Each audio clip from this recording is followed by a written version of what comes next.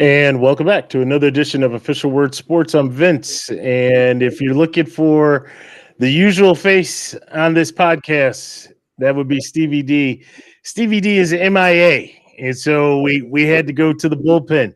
And coming out of the bullpen, we got Johnny C from the Hangout Spot. You guys have seen him. He's been around. Been a very great addition to OW Sports, the OW Sports family. Johnny, welcome.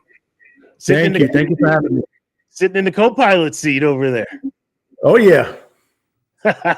Now, and just to talk a little bit about Johnny real quick, just so that everybody knows who's going to be working on this show. Johnny, Jet fan, says he's a Yankees fan. That is up for debate. Well, maybe we'll talk about that a little bit, right? New York guy, but big time Jets fan. That's what really attracted him here to us with OW Sports. And he brings good insight, right? We like everything that he says. And, sometimes we agree to disagree, but that's what this is all about. This is what Stevie D and I have talked about for years, right? We're just a couple of guys that, have had these communications, had these talks about sports, about life, but about sports really, right? And then we had the love for the AFC East, our teams, him being the Jets, me being the Bills. And now, Johnny, you come in there. So, again, you got some big shoes to fill, right? And we know what the topic of the day is going to be. So I hope you're ready. But I'll let you go ahead and kind of reintroduce yourself to the OW Sports family. So, listen, I'm happy to be here. Thanks for having me, Vince. But I was kind of hoping that I was coming on a more of a good note with what happened this past weekend. So I guess I should start out by saying, are you okay? Are you in a good place? Are we ready to rock and roll today? That's a good question. Am I okay? Am I in a good place? It's funny that you asked that question. I was talking to Stevie D earlier in the week, and he said that he had been approached by some folks saying, "I know your guy that you do the podcast with is a Bills fan. Is he okay?" Right? I appreciate everybody showing the love and the concern, right? I need that. I'm not going to lie. I need that, but it's well appreciated. But I'm okay, right? And I think a lot of Buffalo Bills fans are okay. It's hard to explain, right? As a Buffalo sports fan, not just a Bills fan, but also a Sabres fan, we've become accustomed to what just transpired, right? It's not new. And the unfortunate thing, and I think every Bills fan can attest to this, we are so hungry for a title. We want to be the ones that are standing at the top of the mountain at the end of the day, right? As Josh Allen said, we want to be the last ones to play that game, right? And we've been close with both of our franchises. We've been close, but it's gotten to the point where sometimes you get a little numb to it, right? You have expectations. You wait for or you expect for the unexpected to happen, right? That's a phrase that I use for my day job, right? I tell my guys, expect the unexpected. So you have to plan and be better prepared. I don't think that you can truly prepare for an onslaught of injuries to one side of the ball. And you can do whatever you can to try to fight that. But at the end of the day, when you have your starters out, then you have your backups out, and some of those backups are out, and you go that far down in the depth chart, it makes it difficult. Now, is that an excuse? I hate excuses, Johnny. I'm going to tell you right now. I hate excuses. And I don't ever like to use an excuse, and I won't use this excuse. And before I go any further, right, this led me to this line of thinking.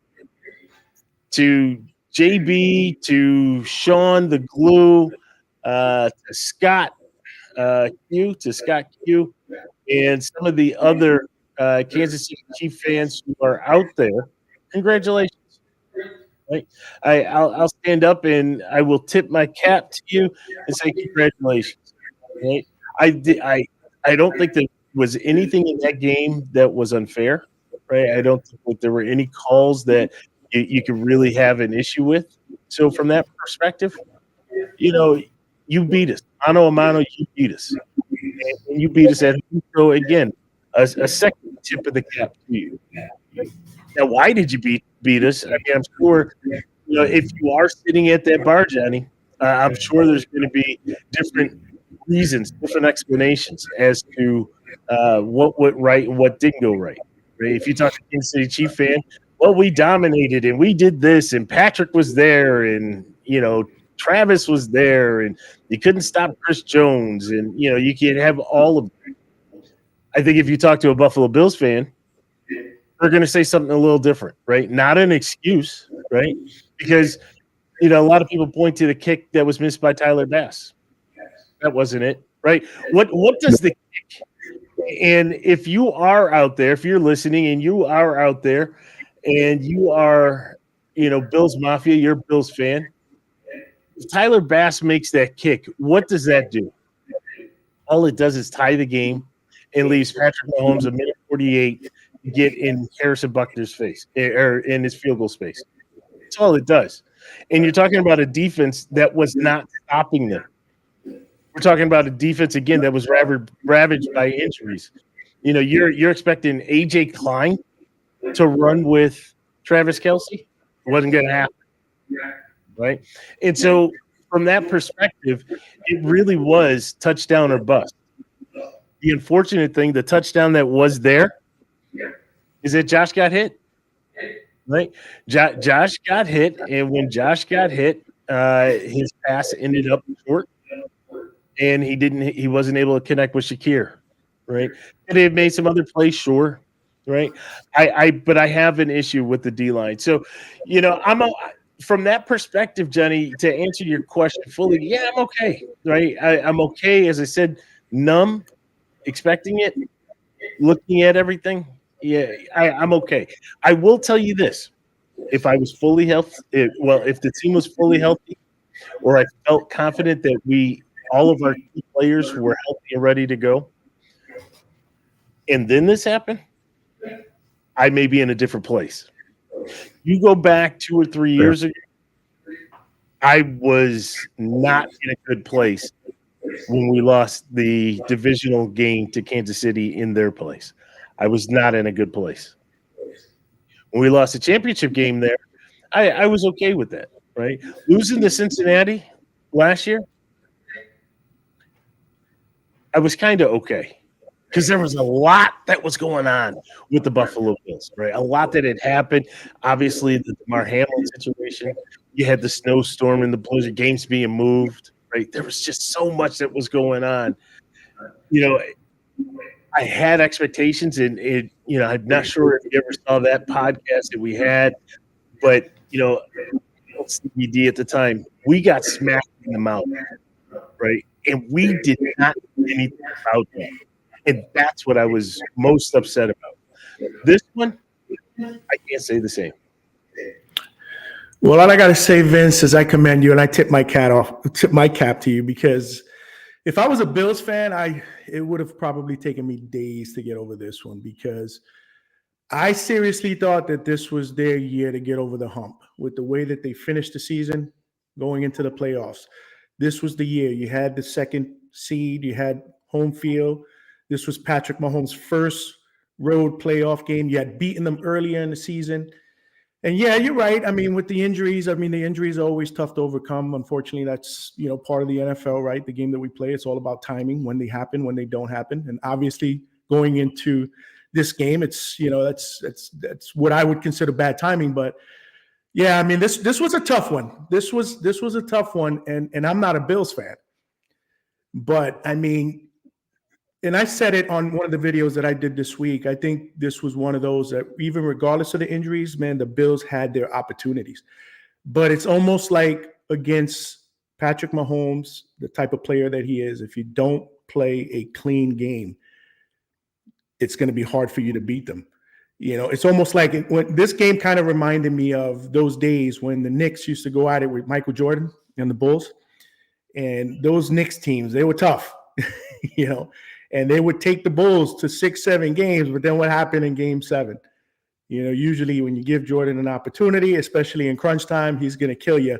And that's what I thought. I mean, the Bills, like I said, they had the opportunities, but if you're not going to put pressure on Mahomes, like you said, and I agree with you wholeheartedly what you said about with Tyler Bass's miss. At that point in time, you had to get a touchdown, because tying the football game with 1:40 or whatever it was left, I mean, we would have probably had the same result anyway. Especially with no pass rush. So kudos, man. I mean, I give it to you. I felt for you guys. I really did. And I have family members that are Bills fans too. And I reached out because I know how I feel. Listen, I know how it feels. And you're right to kind of touch on what you said earlier about, we are fans that are emotionally invested, and we are starving for a winner.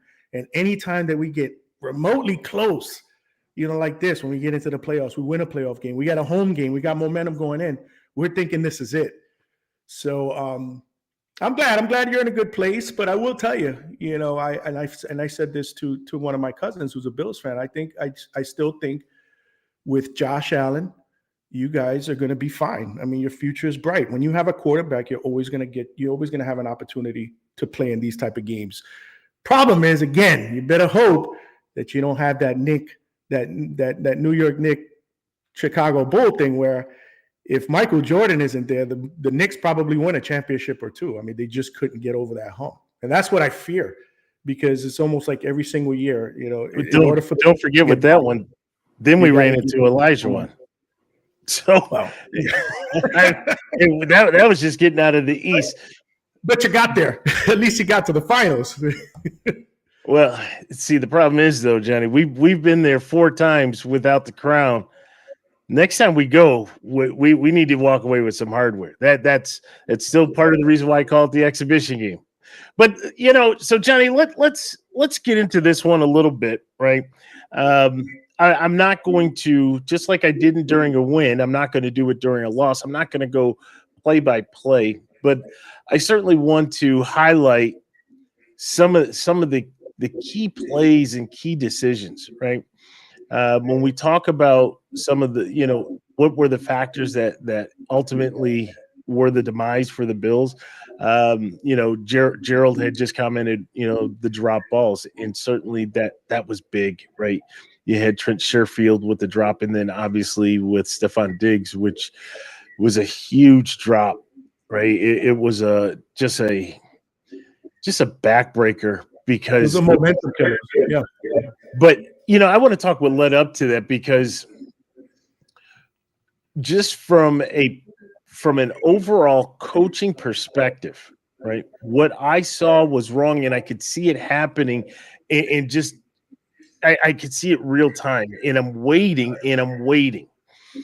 You could see in the first half where the Bills were controlling the line of scrimmage and controlling the game. They went very run-centric during this period, right? Whether it be with Cook or whether it be with Johnson, even Allen doing some run. But very, very much the offensive line was establishing dominance, and Kansas City didn't know what to do. Now, Kansas City had some injuries, and they've been weak up front, so that also helped for us to be successful with that. But coming out of the locker room, here's where I have a problem with Joe Brady, with Sean McDermott, because Steve Spagnuolo and Andy Reid came back out of the locker room, obviously having a conversation, saying, you need to fix this.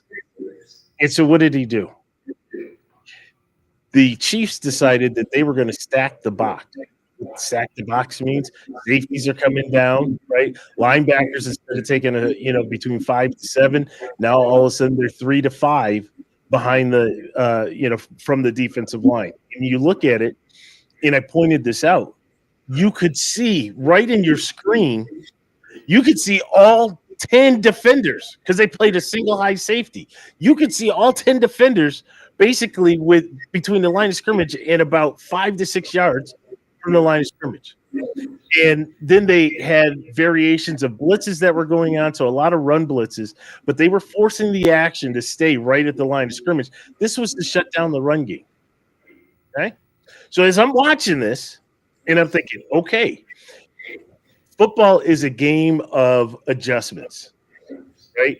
And when you have a game of adjustments, right, and we talk about boxing, right? So, I hit you with a punch, you counterpunch, right? You make the adjustment, you counterpunch.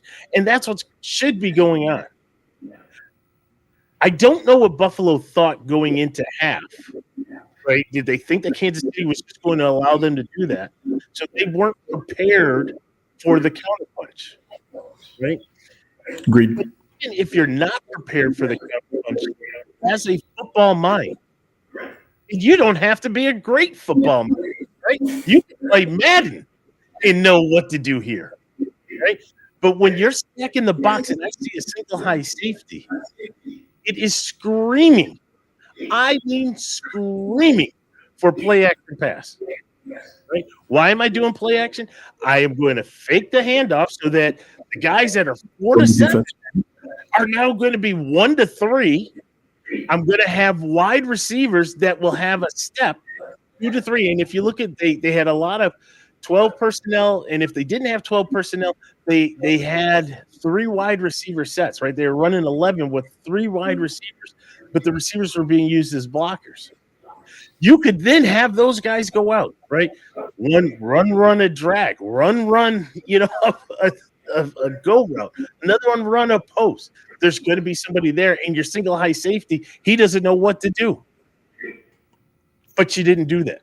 You continuously ran into a brick wall in Cook and Johnson, who were averaging early on, 5-6 yards a carry. All of a sudden, it's 1 yard, negative a yard, -3, putting yourself behind the chains, right? Now making it more difficult for you to do anything and go further, right? That was a huge problem. And the first time that they ran a play pass, what happened? Diggs has a step, I'm not going to say wide open, but he's open. He elevates the pass, and the ball hits you in your hands, in your chest, and deflects. Right? But you waited all the way to the fourth quarter to do that. That's on coaching. That's not on execution by the players. Yes, Diggs should have caught that. But as a coach, you have to put your guys in the right place. You have to have them come to the sidelines. Everybody's got the tablet. Look at the tablet. What are we seeing? Did you not see that there were single high safety and that everybody's stacking the box? Did you not see that? If not, give me a direct line and I can call down to you guys next time to let you know what I'm seeing. Because it was clearly evident that was there. Not to mention, Johnny, they had lost players in their secondary. They lost the safety early on, first or second play of the game, right? So they're already weakened. You could take advantage of that, but you don't do that. Why? And I like a lot of what Joe Brady has done, but why? Why isn't Sean McDermott, the defensive guru, not seeing what the other defense is doing, saying, hey, Joe, look at that. We have to exploit this. This is how I would be exploited. Why? Those are the questions that have to be answered. I agree. I mean, we talk about this all the time, man. The great coaches are the ones that play chess. They're not playing checkers. I mean, it's clear that the Bills came in with a game plan, but when that plan is stuck, right, on neutral, and you, like you said earlier, you alluded to earlier, we're talking about a Super Bowl team. They're going to make adjustments at the half. What are you doing? What's your plan B? And the plan B, like you said, was to start taking chances and throwing the ball down the field. That was the only way that they were going to be able to get a shot to win that game in the second half. You were controlling the clock. I mean, for the game, you guys had the ball for 37 minutes. You outplayed 78 total plays to 47. And this is why I'm telling you, missed opportunities. You would think in a game at home, with this type of time advantage, with what you were doing on the ground, you'd be able to set up so that you can win this game late. So I mean, you're right. I mean, I don't understand what the thinking was, and I really like what Joe. We've been talking about this for weeks. I really like what Joe Brady has done with this offense since he took over. but this wasn't his best moment, especially in the second half. And that's the painful part, because the game was right there for the taking. With the game, and now let me expound upon another part, right? Because you hit on something and you triggered. In a game like this, you have got to take advantage of the opportunities when they present themselves. In a game like this, right? And when I say a game like this, I'm basically talking wild card going forward, right? So the sudden death, the finality of it, right? You have got to make sure that you're taking advantage of it. What do I mean by that? When you're in the red zone, you have got to convert to a touchdown. Field goals in a playoff game are a killer, especially when you're in the red zone. I expect my kicker outside the red zone to make those field goals, but I expect my offense to convert. When you have first and goal or an in goal situation, you cannot settle for 3 points. And twice, the Bills had to settle for 3 points. Some self-inflicted wounds, which is there's no excuse for that at home. There's no excuse for that. But you can't allow that to happen.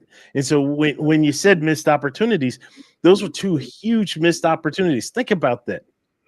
Obviously, the score difference, but think about how that changes the mindset of the team that you're playing.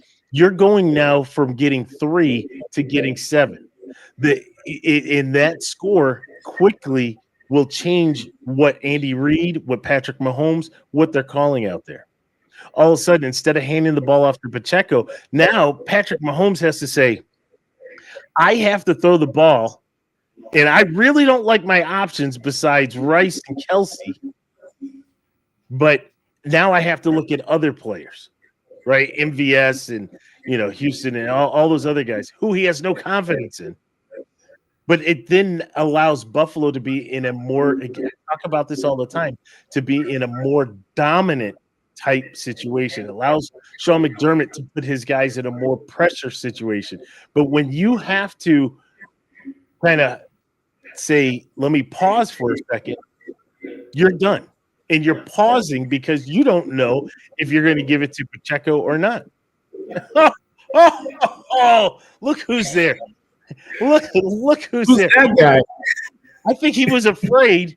Of what I was going to say. So he decided, let me, just, step this one out. But no, so again, not converting early hurts you late.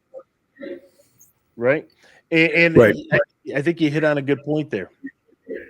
Johnny, there's some other things, but I think the one that I really, really, really wanted to touch on, because I had a problem with the inability of the coaching staff to diagnose what was happening from the Kansas City Chiefs defense. But I also had an issue with the Bills' defensive line, right? And this is a group that all year, even against Kansas City in the regular season, all year, there's been somebody that has come to play. Except for Von Miller. Either it's been Ed Oliver or just AJ Epinesa, right? Daquan Jones before he got hurt, right? Leonard Floyd, right? We've had guys that have stepped up all on that defensive line.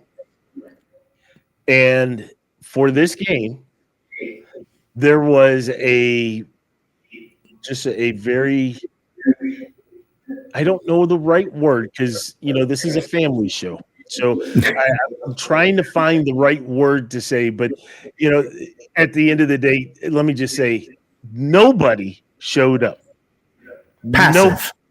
Passive play. That's what I would call it. That you're being nice, right? You're being nice. And this is supposed to be the therapeutic show for me, but you're being nice, right? Yeah, I'll use passive. They didn't show up, Johnny. They did not show up at all. They allowed the Chiefs to run on them, right? We all respect Pacheco and what he does, right? Everybody wants to talk. He's an angry runner and he runs hard and all of this. Yeah, he does, right? And I knew going into the game that people are like, who do you worry about? Everybody's like, oh, Rice, right? You listen to all the talking heads who are such a joke out there, right? Such a joke. Just because he had a good game against the Dolphins does not mean that that's going to translate. He's a rookie who has played like a rookie. He's come on as of late, because Mahomes started to trust him a little bit, but also he started to get acclimated. But that doesn't mean that he's ready for playoff football. He's not the guy I'm worried about. I'm worried about Pacheco. But I shouldn't have to be worried about Edwards-Helaire. I should not have to be worried about him. But yet I'm watching him run and break tackles that it should never have happened.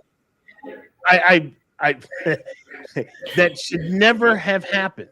And when I look at the defensive line, not only did you allow these guys to run on you, but you also allowed Mahomes to sit back in that pocket all day long. Day long, just looking for the open guy. So I need to pause for a minute because there's a lot going on in this chat, right? So we got Stevie D, and he's in the chat, but Rob is saying hi. Alex is saying that you're afraid of the wrath. That's correct, right? You hung me out to dry. Stevie D's out there, communicating on all of this, right? Stevie D asks, what step are you in? Well, Stevie D, you missed the first part. I'm okay. It's not like last year. It's not like the year before, right? And I think I explained to everybody that I'm numb. But then, Stevie D, look who shows up. It's the glue. And, I'm not sure, Sean, if you caught it, but earlier I gave you a tip of the cap to acknowledge the victory, right? That's what you're supposed to do. The game's over. Thank you. And yes, I am supporting Bills Mafia. Yes, Stevie D, the glue has checked in. You did see that. So wanted to bring everybody up to speed where we are there.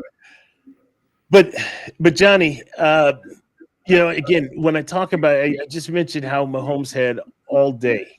Right? And you know what his attributes are. He's able to but you have developed a game plan. You needed these guys to show up. Let me take it a step further for you, Johnny, just so that you kind of go into my mind, right, where I am and how I was back then kind of losing it, right? Because that if your middle linebacker, your weak side linebacker, your backups, your middle linebacker, your weak side linebacker are all gone, right? You're playing with Tyler Mankiewicz. You're playing with AJ Klein.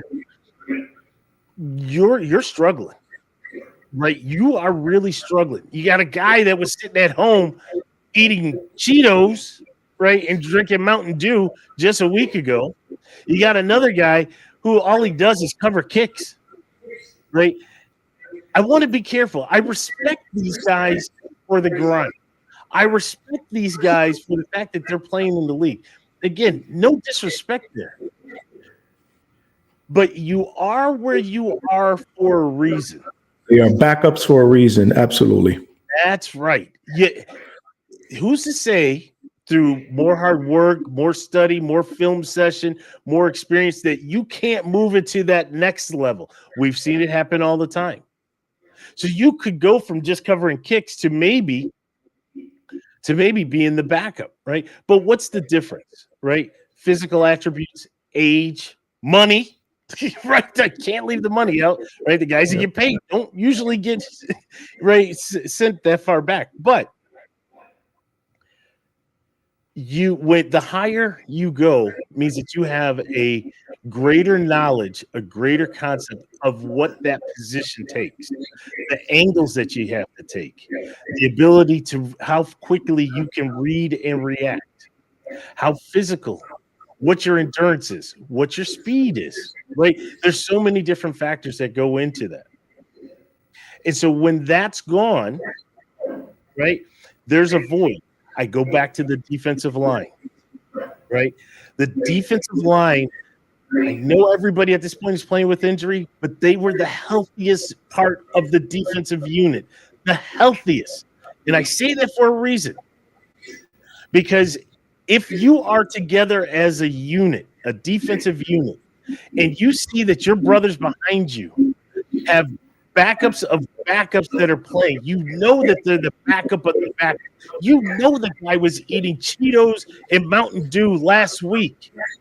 Then you know that you have got to step your game up. If you can step your game up, you then can potentially hide the weaknesses that you have with the backup unit in the game. That also goes to the secondary. The secondary and the defensive line work together, and they all work together, but they work together, right? You hear so often where they talk about sacks. Was it a pressure sack? Was it a cover sack? Well, sometimes those are both, right? Because the pressure was able to get there, and they were able to hold them for about 3 seconds. They were able to take them out of their route, right? That then all of a sudden allowed that quarterback to hold that ball that extra half second that allowed the sack to get there. It's not all about the sack, Johnny. It's about the pressure. But you didn't get either one of them. That's where the game was lost, Vince. I mean, even the great secondaries. I mean, if you're going to allow Patrick Mahomes to sit back there in the pocket for 4 or 5 seconds, 6 seconds, whatever it is, he's going to pick any secondary apart. The best chance and the only chance that you guys had to win, you're right, was the defensive line to show up and apply pressure. And they just were non-existent. I mean, when you give up 8 plays over 20 yards, to this type of quarterback, this type of, this team, Super Bowl champion, it's going to be hard to win. Now, the only thing that I will tell you that I believe gives you guys reason for optimism is everything that you just said that went wrong in this game. You had banged up secondary, you had no pressure, on Mahomes, you gave up 8 big plays over 20, you dropped passes. You guys were still in that game going into that last drive with an opportunity to win it. And this is why I tell you, I applaud you, because it was tough. That would have been a tough pill for me to swallow. Missed opportunities. Yeah, I mean, and that's fair, right? And I think anybody objectively that would take a look could say, wow, right? How did you stay in there, right? The unfortunate thing is every year is a different year, right? We look at Kansas City this year. Kansas City was definitely a team to be had, right? They beat Miami, and Miami obviously not only playing in sub-zero Arctic temperatures up there, and Tua not wanted to move away from the space heater, but they also had a ton of injuries, right? All their pass rushers were gone.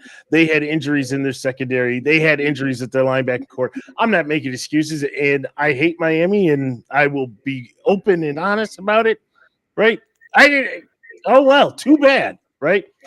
But from a Kansas City perspective, understand that you were fortunate and good enough, right? But you were fortunate that game was in Arrowhead during El Nino, whatever you want to call this, global warming type thing that swept through the Midwest and caused those temperatures. So you got past Miami. You have to go on the road to Buffalo. And you play a team.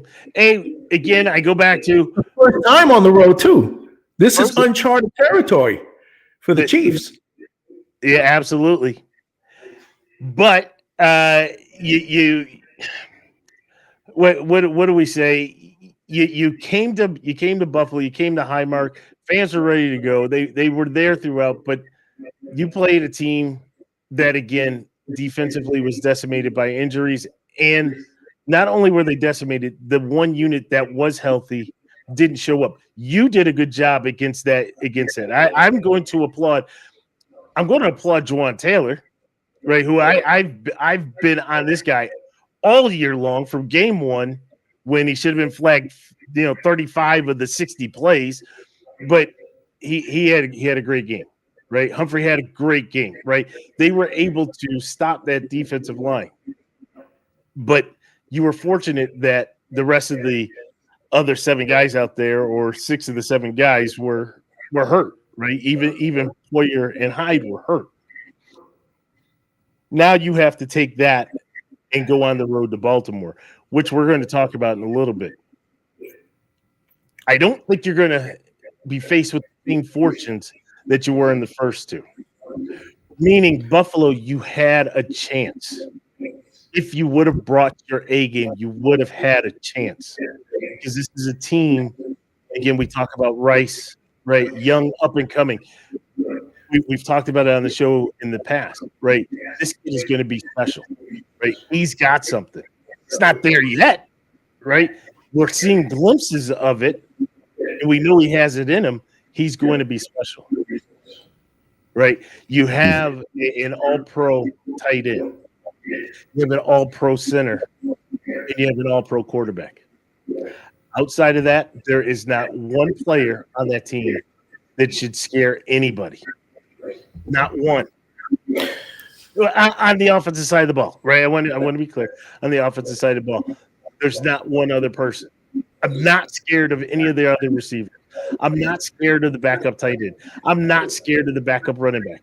I'm not scared of their offensive line. And they can be had. They were most vulnerable this year. They were most vulnerable. And that's what hurts the most. Andy Reid is not going to let this slide going into next year. Not going to let it slide. I don't know. I don't know. I see Sean has. I applaud Vince. Also send me his DVD a few orders of the rest so we can eat them. Oh, we got jokes, right? Yeah, we got jokes. You missed your opportunity, Mr. Barber.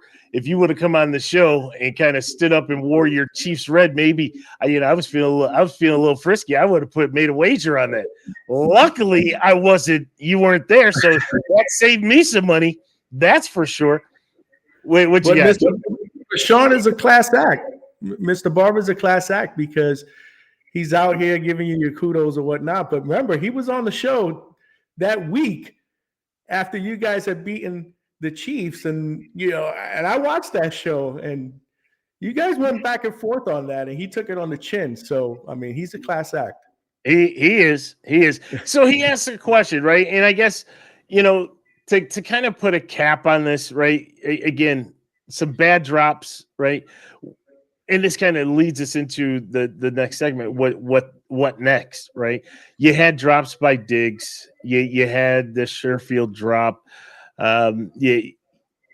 You have players that are not coming back. You had Micah Hyde's wife, write a thank you, goodbye email.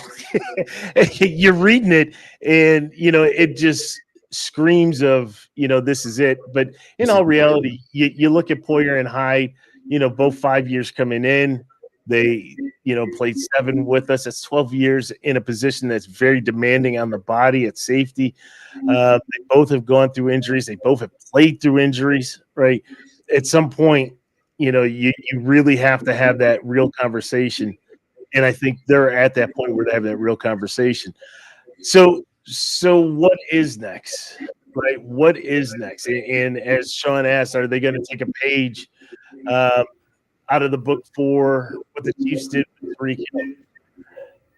It's a good question. The problem that we have is that the salary is so high, the cap number is so high. You don't see relief of that cap number until after June 1st of next year, right? So you're going to have to make that decision. You look at the free agent market right now. The receivers that are out there as free agents, not that appetizing, right? Not that appealing for you to go after that. You listen to Brandon Beane. Brandon Beane had his end of the year presser during a locker room cleanout. He said a lot of contracts are going to have to be team friendly 1-year deal. Right? I started laughing because that sounded like Joe Douglas when Joe Douglas came in with the Jets, and I'm like, oh no, I don't want that, right? But I know that well. Exactly, right? As Jets fans, I know you guys know that, right? And that's painful. So then the question is, what is next, right? You have to look at what was good, from a talent perspective, and from a wide receiver perspective. If I had to rank it, I'm not going to fall in love with Shakir right now, right? He's played great over the last half of the season, so he's played great. But his catches pale to what Diggs was getting. Right? His targets pale to what Diggs was. His yards were great, and that's good to have somebody like that. You look at Gabe Davis. Well, Gabe Davis is basically gone, right? Stevie D, kind of posted on here that the fans turned on Gabe Davis. And you're absolutely right, Stevie D. Not only did the fans turn on Gabe Davis, but also the media turned on Gabe Davis. And I'm very disappointed. I'm going to call it out right now. I'm very disappointed in the Buffalo media, in the Buffalo sports media. They wield so much power, and they should understand with such power comes great responsibility. And they are half the reason, right? These fantasy guys, these analytics guys that are on the radio are telling the Bills fans that Gabe Davis is not worth it. Gabe Davis isn't this or isn't that. There's a lot that he brings. Just keep in mind, you are the same guys when he went for 8 for 200 against Kansas City in a playoff game. You were saying he's the guy, we found our guy, right? He's the same guy. When he's the guy against Pittsburgh last year, he went 3 for 170 or something like that, 2 touchdowns, ripped the ball out of Minka Fitzpatrick's hand and ran for a 99-yard touchdown. You thought he was the guy. Now, what happened this year? Well, I will tell you, his drops, they become magnified when other players aren't doing what they're supposed to do, when other players are dropping the ball. So that's one thing. You also have to look at the offensive coordinator, right, who eventually got fired. And then a new offensive coordinator comes in and decides that really he's going to change the style of play. Right, all of a sudden, Diggs, right, and now Diggs is being bashed, but Diggs, instead of getting the intermediate to deep routes, is getting bubble screens, is getting passes thrown to him, 2 to 3 yards either behind or in front of the line of scrimmage. That's not really his game. Yes, that opens it up, right? But you have to use the whole field. So what do you do? I don't know what you do right now. I would love to keep Stephon Diggs. But I'm going to tell you, I did a report card, and I'll post that report card, and I'd love to hear everybody's thoughts, right? It'll be up on our website, owsports.net. It'll be on our Facebook page. I'd love to hear some of the feedback from the report card. But also, when I was grading the front office, I actually had to put a miscellaneous section in there, Johnny.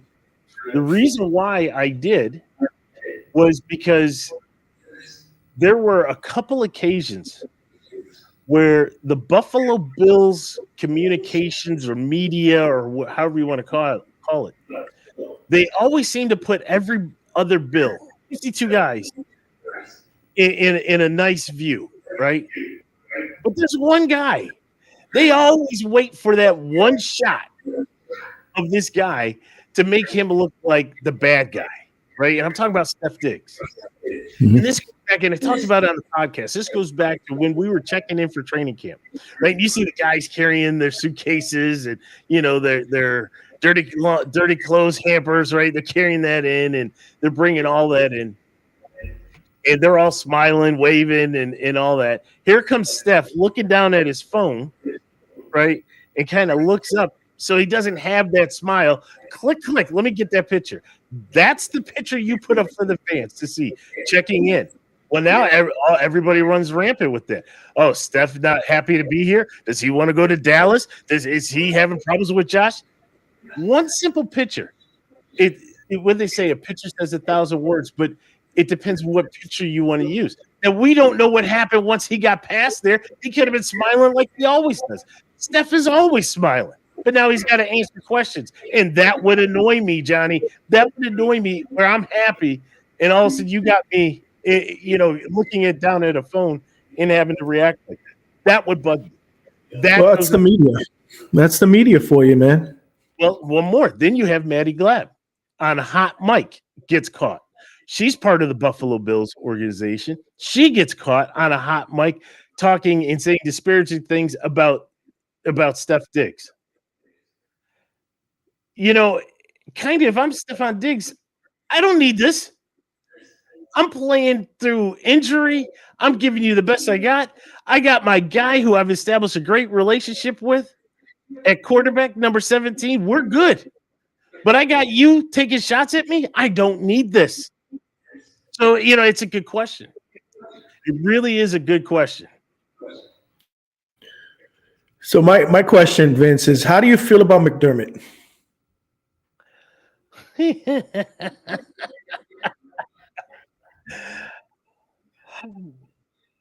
thought I was going to be able to get past this way.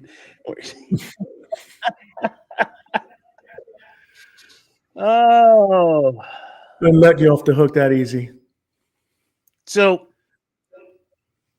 I'll say this. I'll say this. I think Sean McDermott is a great, very good to great defensive coordinator. I think I have to remove the greatness after this week's performance, so I'll put him to a very good. I mean, he's top. He really is a good defensive coordinator.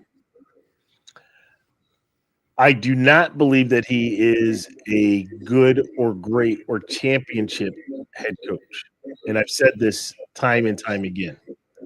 I have been very critical of Sean McDermott to the point where, I had a little sign that said "Fire Sean McDermott." Right. I think that Sean has done miracles here for the Buffalo Bills. When he came in, right, think about it. He was taking over a franchise that had been in one of the longest droughts in professional sports history and getting to the playoff. Right. He was able to change that culture. You need somebody like that.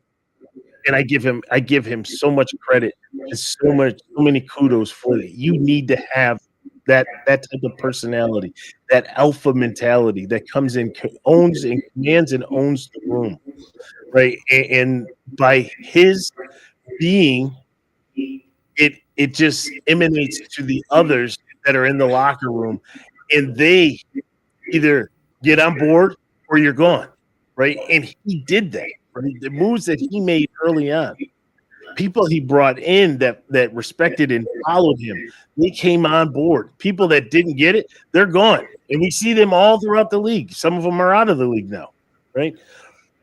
You need that. However, that only gets you so far, right? And it depends where the owner wants to go. And really, it's not up to us fans. It's not up to the mindless sports heads that are on the local radio. It's not up to anybody else. It's up to Terry Pegula.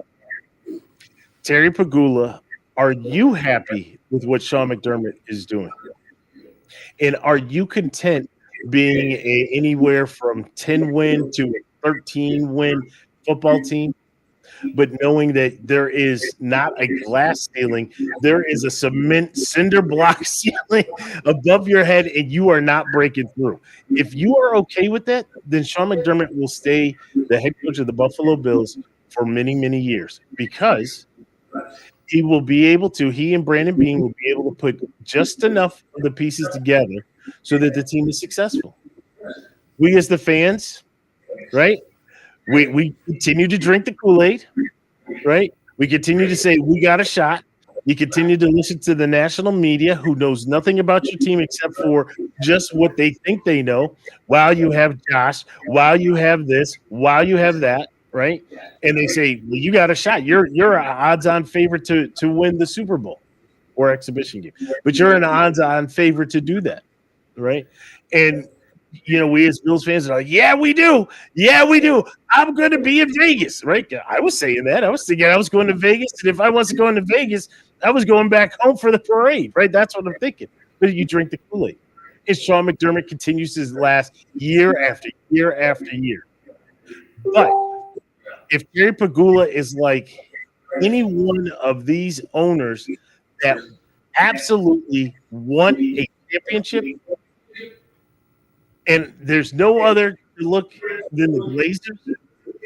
When the Glazers owned the Tampa Bay Buccaneers, they hired Tony Dungy. Great man, great character, alpha, controlled the room, got rid of the dead weight, brought in good people, had Derek Brooks really as his leader. Hardy Nickerson ended up leaving, but he was one of the leaders, right? They came in, and all of a sudden they became this. They turned it around, and they became this phenomenon. Right? Nobody expected Tampa to do what they could do. Tony's problem is that he was loyal, right? Loyal to a fault, and did not change the offense. What did the Glazers do? They got to a point where they said, yes, winning and getting to the playoffs is great. Winning and going to the NFC Championship game and losing, what was it, like 13-6 or 10-6, something crazy like that, to the Rams is great, but we want more. We want to be on the other side. And they got rid of one of the best men the game has ever seen, and they brought in John Gruden. Just think about that. You got rid of a high character, great man in Tony Dungy, and you bring in John Gruden, which we come to find out, that's a great of a character for this guy, right? But that's what you bring in. But you sold your soul because you wanted the championship. Well, it's up to Terry Pagula. It's not up to what Vince thinks. Vince thinks, and Vince, to be honest with you, Vince says, get rid of McDermott and go get somebody. However, I'm going to say this. You can't get rid of McDermott unless you are guaranteed to get somebody else to come in. And I had two people over the last 2 years who I wanted to come in, and both now are gone. I wanted Sean Payton last year, and I wanted Jim Harbaugh this year, and lost Payton out to the Broncos, and now just lost Harbaugh to the Chargers. So the question is, who do you bring in? Do not make the change for any of these brand new hot offensive coordinators. Do not do that. Do not do that. Stay right where you are. So there you go. I was kind of hoping you would say you wanted Robert Saleh. You'd be more than happy to trade spots with you. It's funny when you bring up Robert Saleh. Robert Saleh right now is the poor man Sean McDermott. I could see that. I'm dead serious.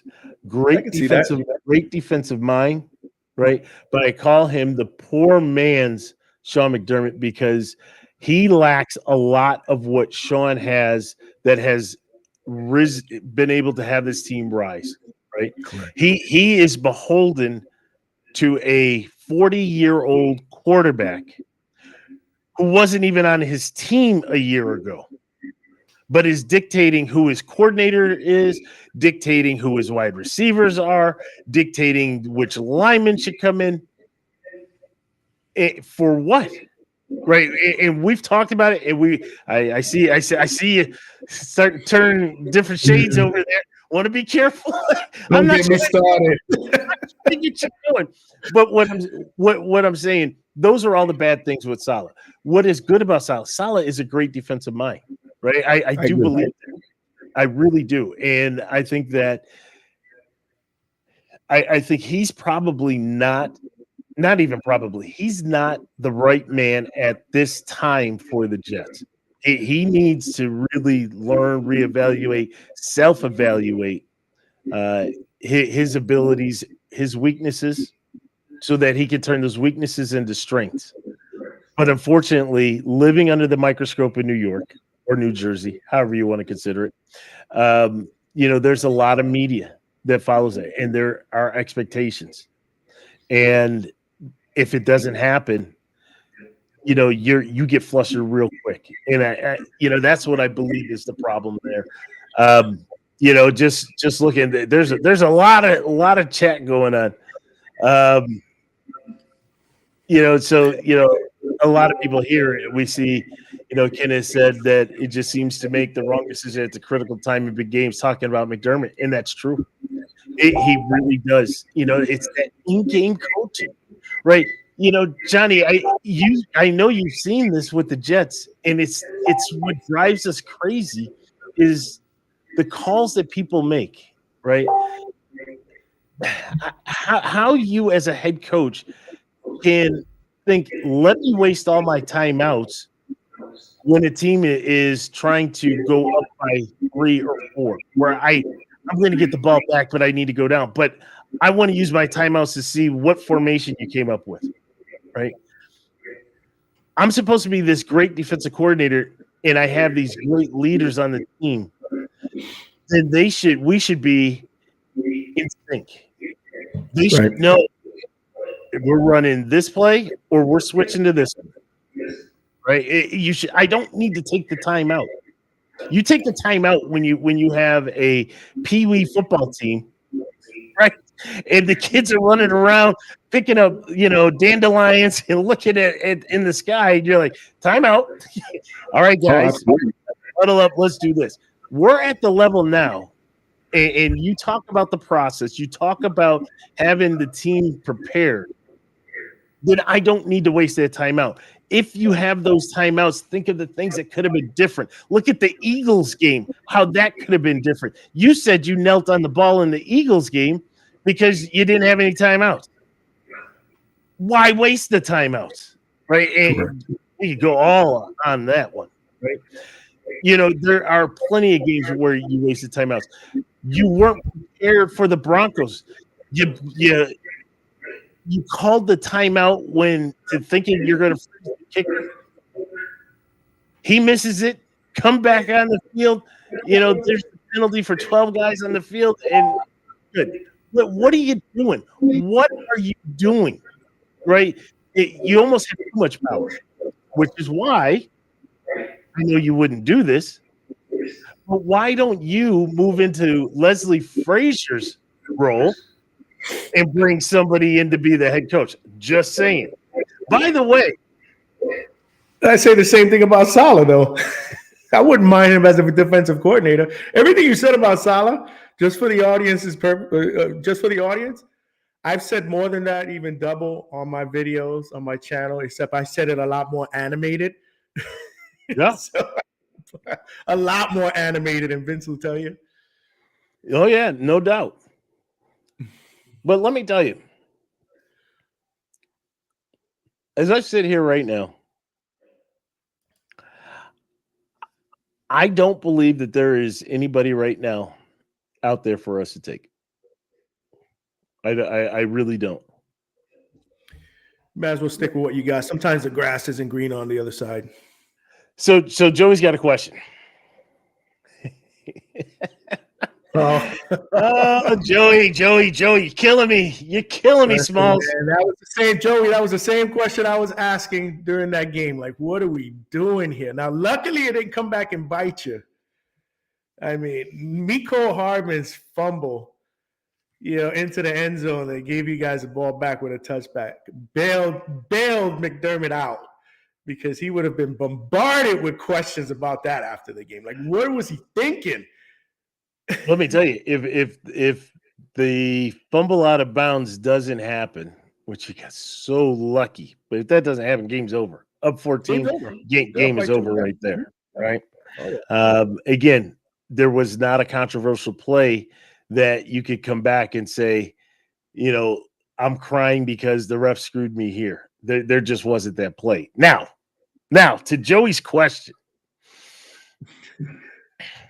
Joey, when the play happened, and I'm watching Hamlin, and if anybody watches the replay of this, Hamlin goes from side to side to side. Now, when you watch him go back and forth, the first thing that comes into my mind, DeMar's playing, right? Because Hamlin has basically been inactive or very limited play all throughout, even through the injuries, right?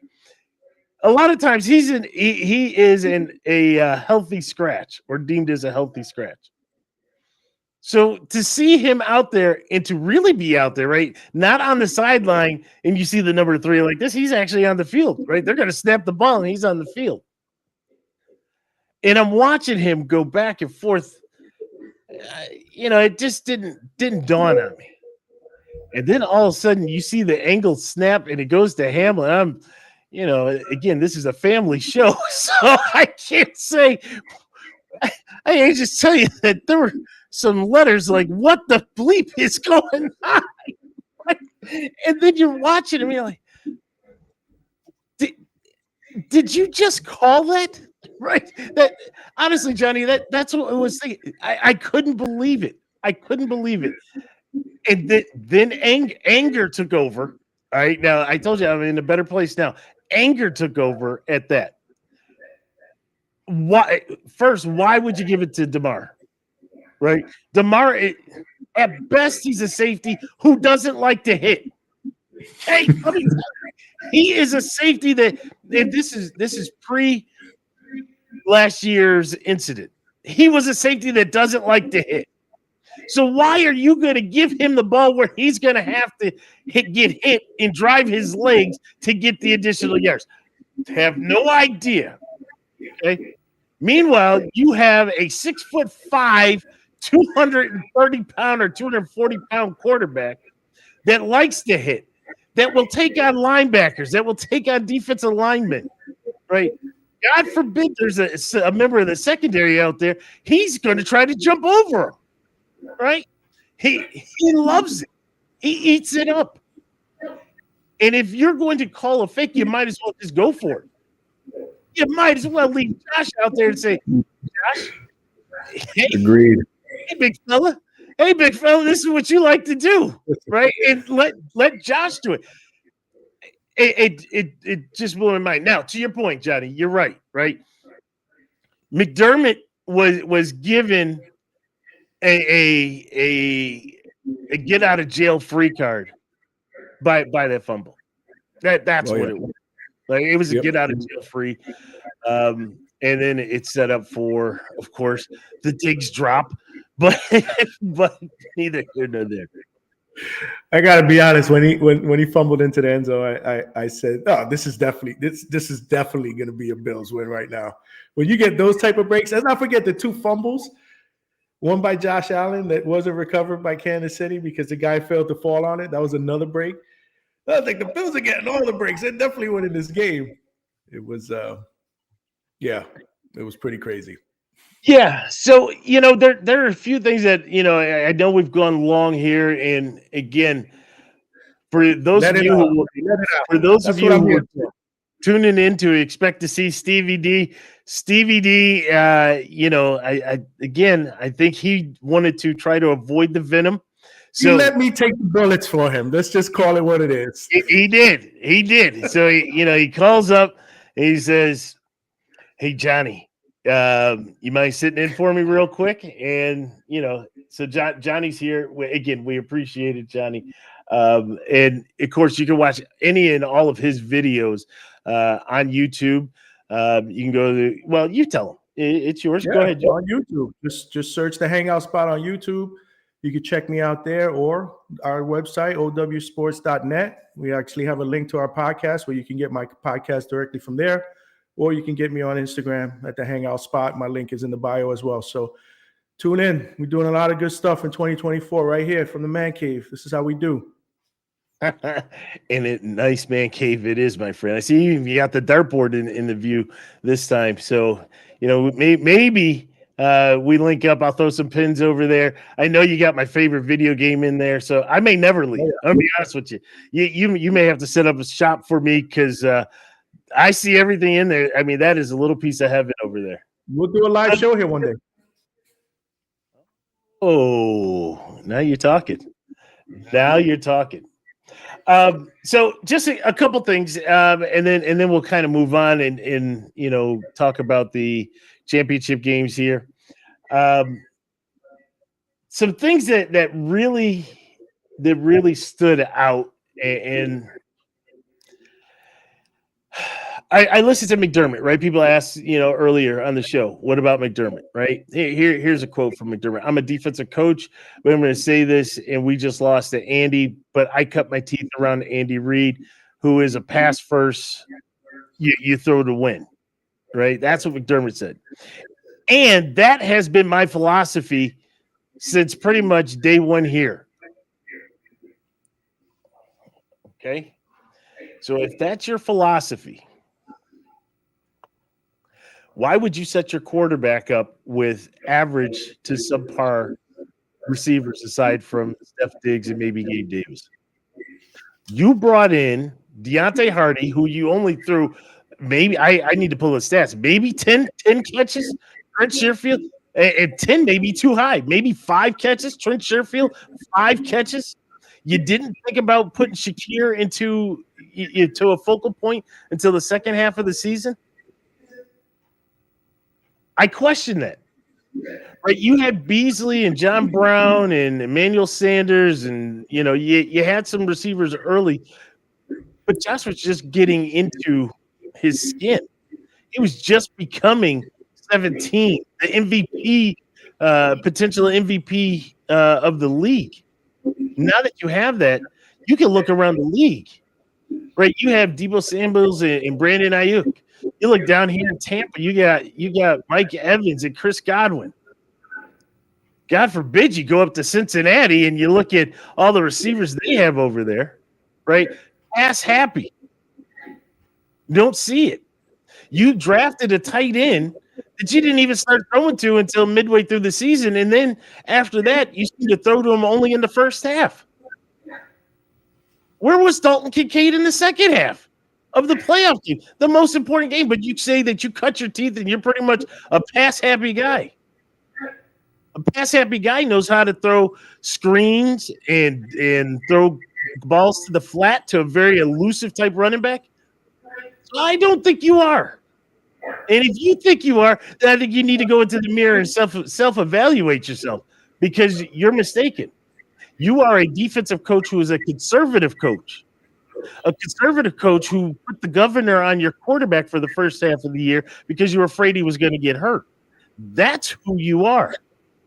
Own it, and then take it to the defensive side of the ball and be a great defensive coordinator. That's one thing, Johnny, that really caught me. I was like, here's this guy going.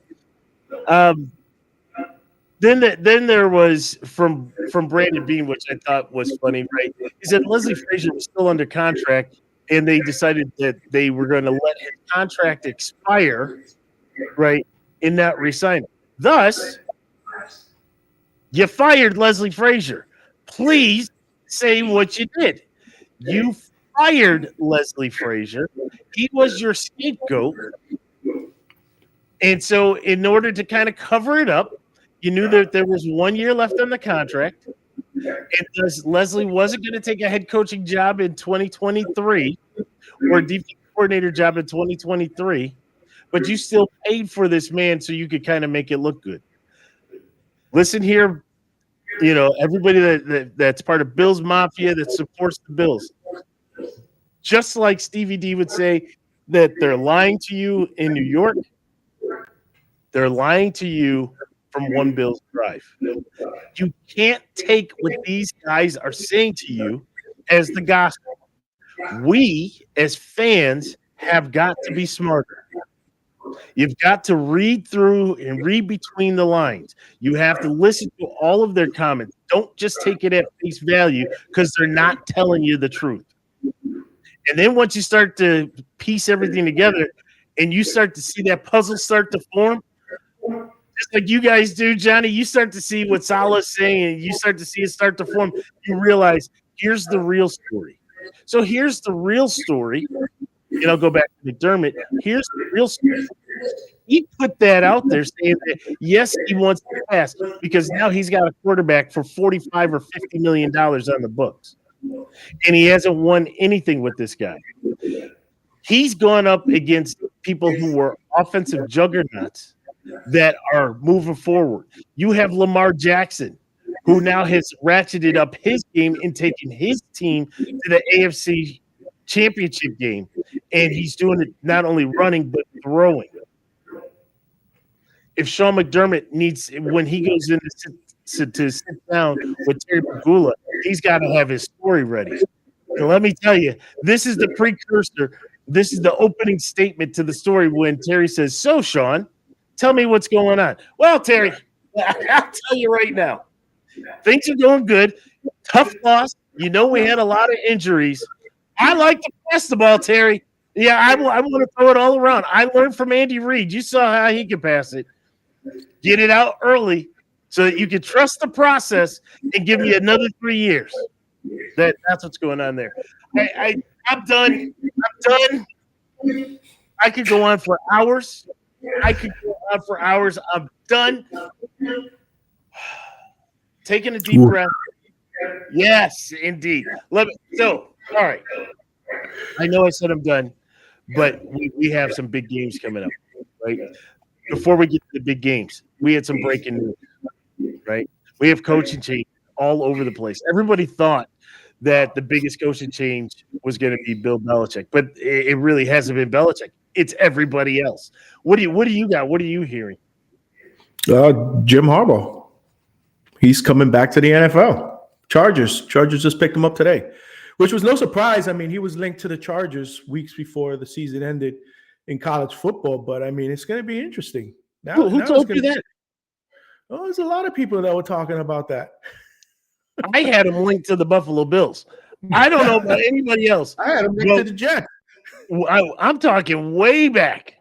I had him linked to the Buffalo Bills. So I don't know where you heard this Chargers stuff from.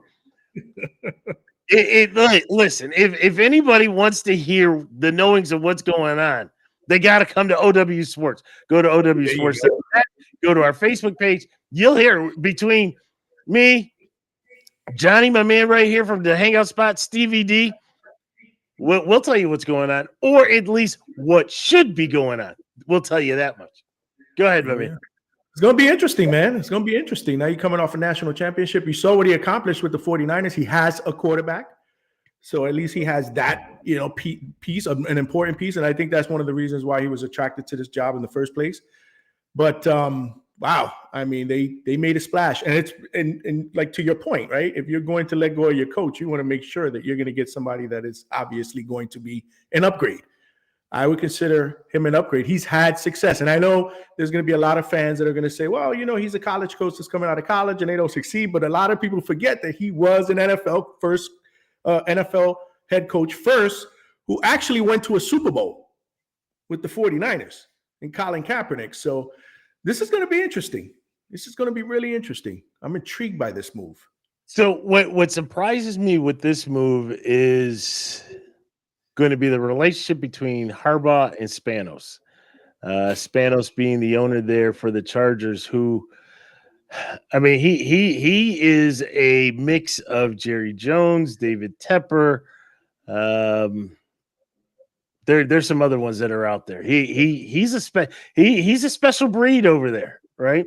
He's probably not as bad as Tepper, not as bad as Jones, but I mean he's close on all levels.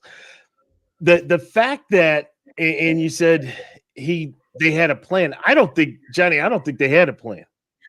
I think they got their doors blown off by the Raiders, and this was an irrational, just we're going to do it. I'm tired of this. You got me losing here on prime time like this, right? They were down 35-0 at half, and he was like, "That's it." Right, and Brandon Staley was gone. Now we all can agree Brandon Staley was not the right fit there, but I mean he was gone, and so then the question is, well, what do you do next? I don't think that they had a plan. I think in their mind they were like, well, here are some of the people that we could target. We could target Belichick if they let him go. We could target Harbaugh if he decides to leave. But this is all well before the Big Ten. This is all well before college football playoff. You don't know how that scenario is going to play out. What if Michigan loses?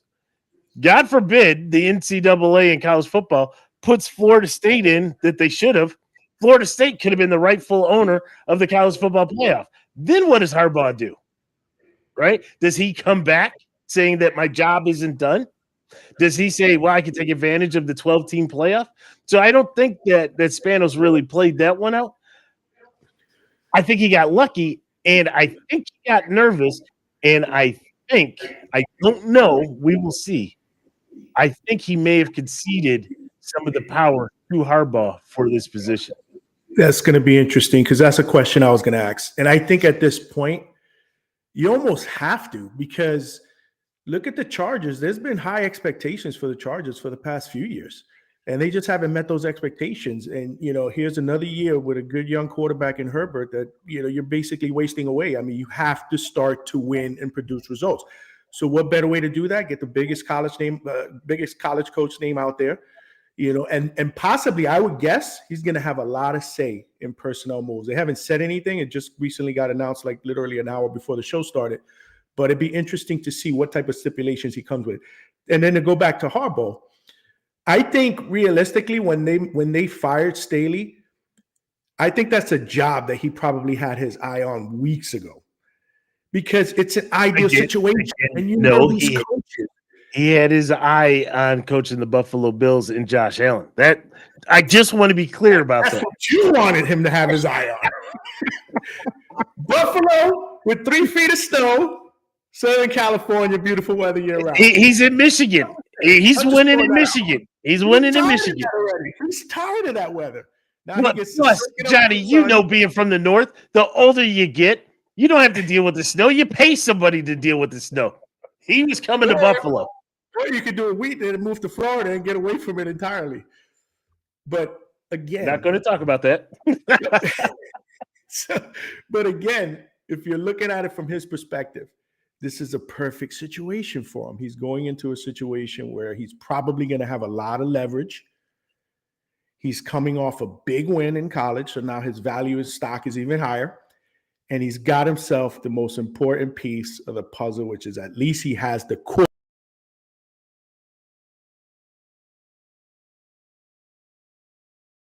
There. We lost you there. We lost you there. Am I still there? Or yeah, you're still there. You were saying the biggest piece that he has is the quarterback. Yeah, I mean, the quarterback. He doesn't have to draft one. He doesn't have to worry about spending a couple of years to develop one. He's there. He's ready. Just put the right talent around him. Coach this team better than they've been coached the last 2 coaches that they've had. And you go for it. It's a wide open.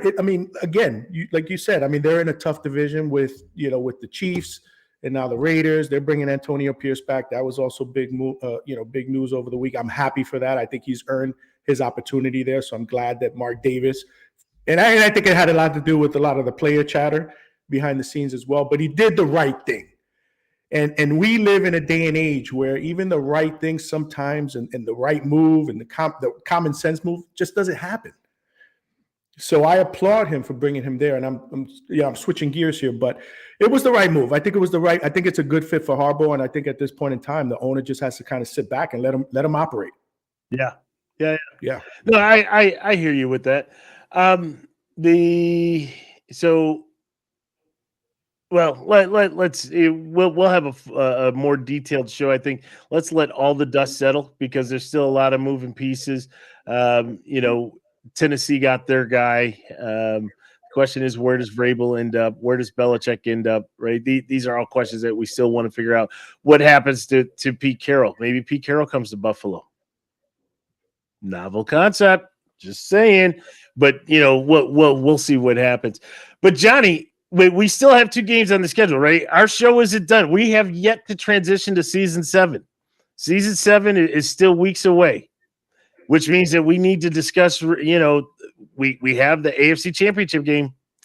AFC Championship game, Baltimore Ravens versus the Kansas City Chiefs. That's going to be a goodie. I don't think so. No? I don't think so. How do I put this? And again, because this is kid friendly, I think Kansas City used all of what they had when they came to Highmark Stadium. Let's just say I think they're fully depleted. They are coming. I don't care how many Swifties you want to bring, right? They're going to go into Baltimore, and Baltimore's waiting on them. Baltimore, you know when you have the bye, Baltimore used that game against the Texans as the bye. That first half, they were, I'm not going to say sleepwalking or lethargic, but it just wasn't the Baltimore team we saw. And all of a sudden, they came out in the second half. Lamar had a speech, Harbaugh had a speech, and away they go. Right? They were off and running in that second half. They're going to carry that momentum. They're ready to go. They're primed. Kansas City's going to come in. Baltimore's got a great defense. They're healthy, right? And their Kansas City's offense will not be able to stop the or will not be able to really do damage against that Baltimore defense. And it will be interesting to see what the Kansas City defense can do to the Baltimore offense. So, yeah, that's that. Oh, he's still with us. Boy, he caught that one. I'm not being a hater. And I said, I got no hate. That's all internal, with me and my people of the 716. I'm not hating elsewhere, but I do believe that defense will be able to slow down, if not stop, the Kansas City offense. The question is, Kansas City's got a good defense. They do have some injuries, but they have a shot to kind of slow down Baltimore. I still like Baltimore in this. I like Baltimore, but I mean, it's just hard for me to bet against Patrick Mahomes. Oh, hold on. So Kim puts up, look at Lamar's stats against the Chiefs. First and foremost, every year is a different year. Every year is a different year. Okay. You're talking about a guy now that is not reliant on him being the main focal point of running the ball.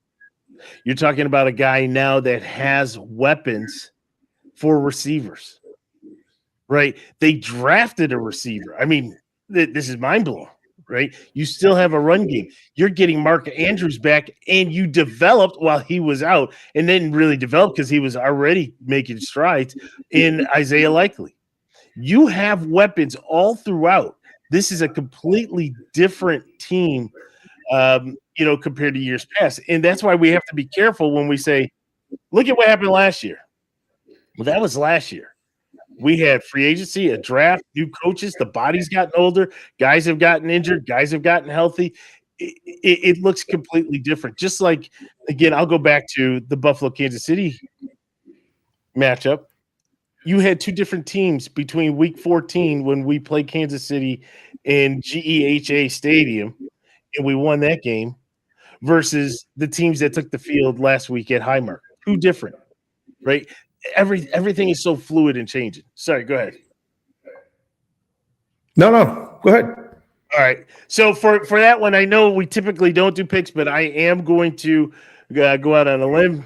I don't know how far of a limb that is, but I'm going to go out on a limb and take the Baltimore Ravens. What say ye? I like the Ravens. I think the Ravens are the most complete team, especially defensively. I like what they do. Lamar is playing out of his mind right now, but I mean, it's just really hard for me to count Patrick Mahomes out. It's almost like betting against Brady. Their front four is really good. I mean, I think that the Chiefs' defense is very underrated, and they're great defense. Let me stop you right there. That name that you just used, we don't use that here on OW Sports. We replaced that name with PED12. PED12, okay. Okay. And we all know who you're talking about, right? We just don't use the other name. I'd rather use PED12. When we say the name Brady, that is in reference to Joe Brady. Okay, the other one is PED12. PED12. Okay, got you. Or Alex Guerrero's best friend. You put that out. Who's Alex Guerrero? Well, basically the guy that got Julian Edelman suspended for PEDs, that guy. Okay, duly noted. But either way, I mean, we're talking about a special player. That being said, I have this as a close game. I kind of see that you have it as more of a lopsided game. I think that the Ravens will pull out a close game at the end, but I think it's going to be a classic game. Yeah, I have this double digits. I have 10 to 12 points. I think it's a kneel down game. I don't think it's going to be one of those classics. Again, I do respect Mahomes. I do. Good talent. I don't like some of his mannerisms, but that has nothing to do with your play on the field, right? But I still think that Baltimore is the class of the AFC now. If we go to the other side, San Francisco versus Detroit. I struggle on this one. And I'll tell you why. Yeah. I'll tell you why. You have Deebo Samuels, who is hurt. Now, they say he's not hurt for surgery, that he could play, questionable, right? Mm-hmm. There is a sentiment that he won't play, so that's going to be interesting.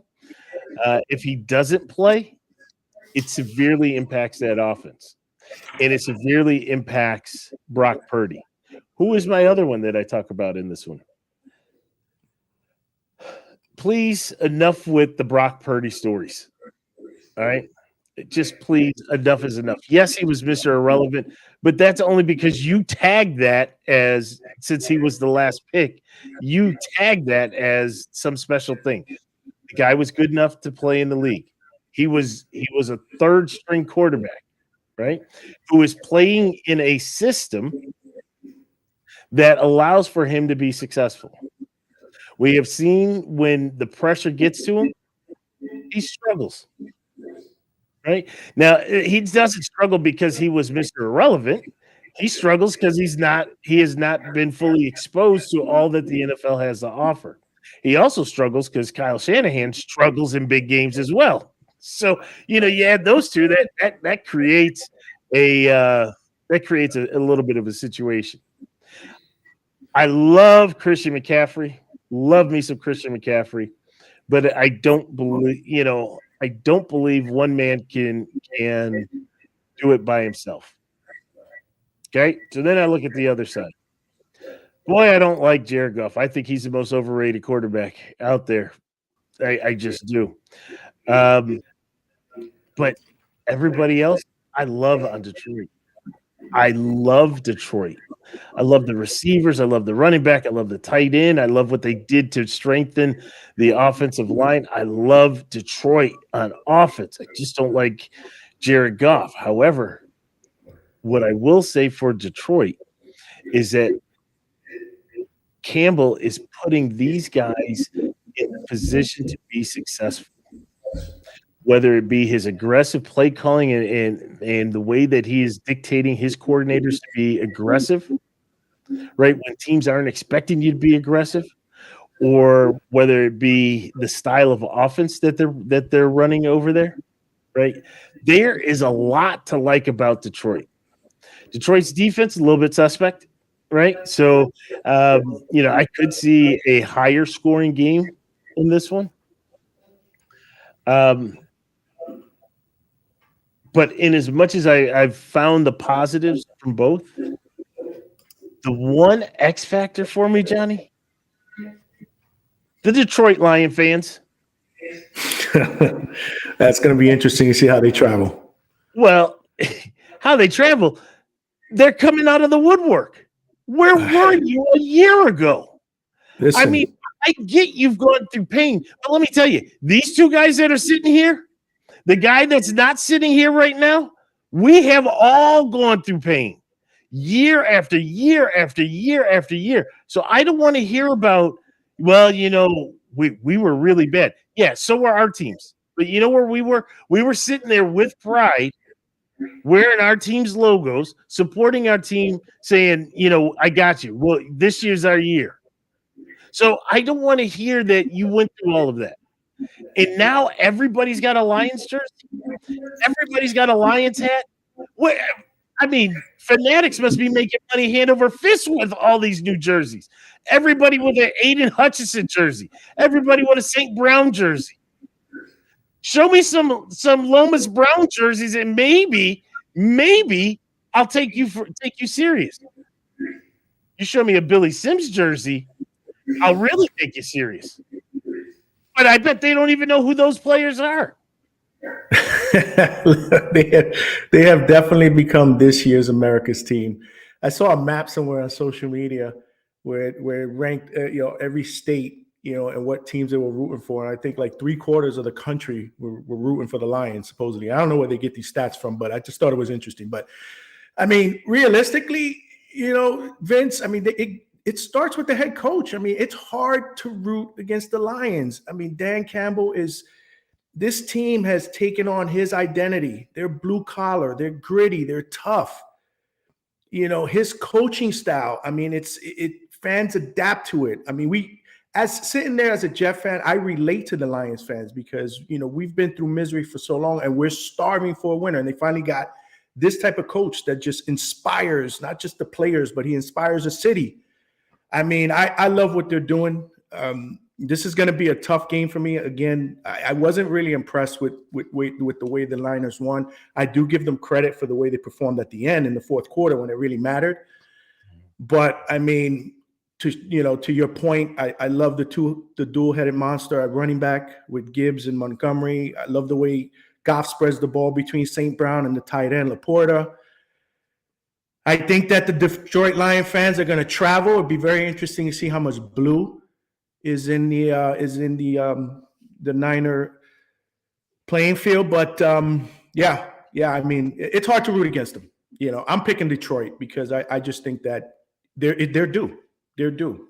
And I think the Niners, again, I wasn't really thrilled with the way we looked at last week. So let me ask you this question. A little bit of a surprise pick, right? I'm never a big advocate or supporter of people who say, well, they have playoff experience, right?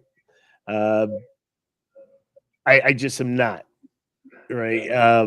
But in this case, you're talking about a team that has not been there. This is their first time being there, and you're saying that they're going to ride that wave all the way through. You don't think that so. You don't think that the situation's going to get too big for them? I mean, it possibly can, but I just think that this is their time. And if you are a believer of players that have been there before, I know you aren't a Goff fan, but he has. He's played in playoff games. He's played in a Super Bowl. Brock Purdy hasn't. So I mean, I just think that this is I'm riding the Lions train with the rest of the country. Fair enough.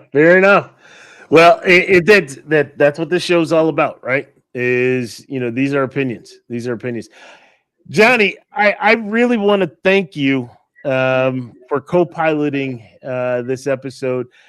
Having somebody to listen and to put on that white jacket and just listen to me as I go through it. And as much as I thought that I was okay, this was therapeutic and I needed it. Right. I really do. I appreciate you sitting in that chair. You're welcome anytime.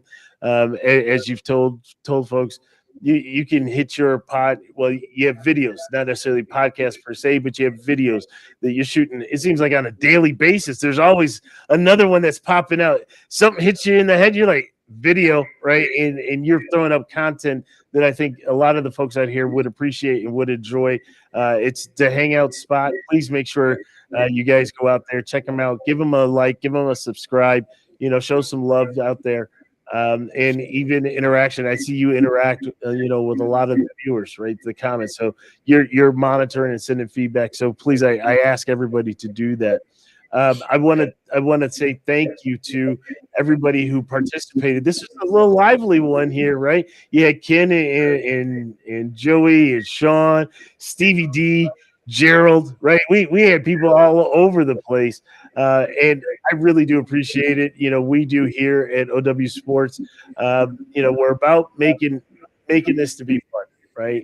And if I missed your name, I'm sorry. Please don't take it personal that I missed the name.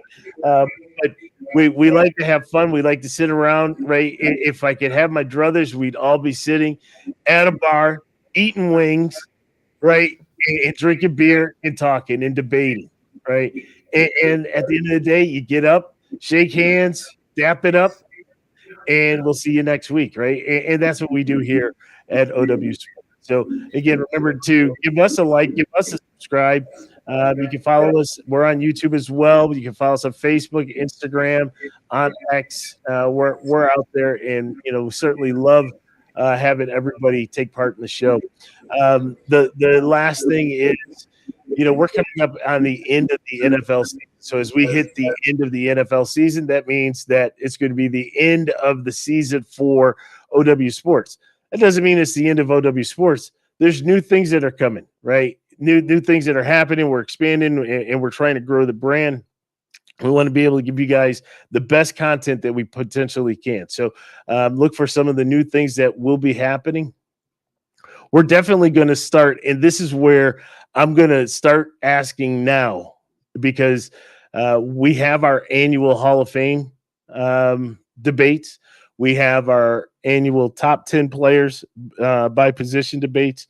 We want that to be as interactive as possible with everybody that watches the podcast, right? We're looking for your feedback, right? We already have ours, and there's going to be some slight tweaks, and we're going to debate, and we'll have a round table and things of that sort. But certainly would love to hear, whether you shoot us an email, whether you send a note through Facebook or on X or wherever it may be, even in the chat during the show. We want to hear from you.